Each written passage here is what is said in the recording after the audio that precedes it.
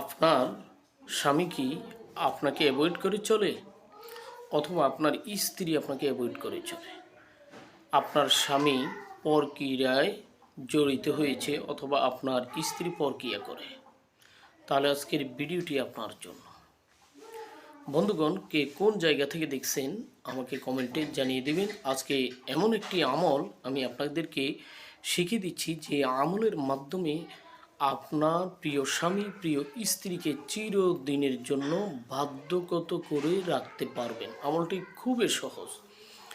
আপনি এশার নামাজের পরে ওই মুসল্লাতে বসে আল্লাহ পাকের দুটি সিফাতি নাম 101 জিকির করবেন।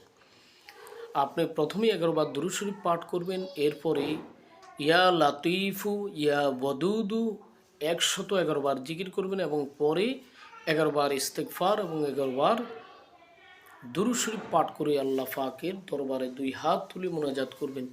আপনার স্বামীর জন্য, আপনার স্ত্রীর জন্য ইনশাআল্লাহ চিরদিনের জন্য তারা আপনার বাধ্যগত হয়ে যাবে। ভিডিওটি শেয়ার করে দিন।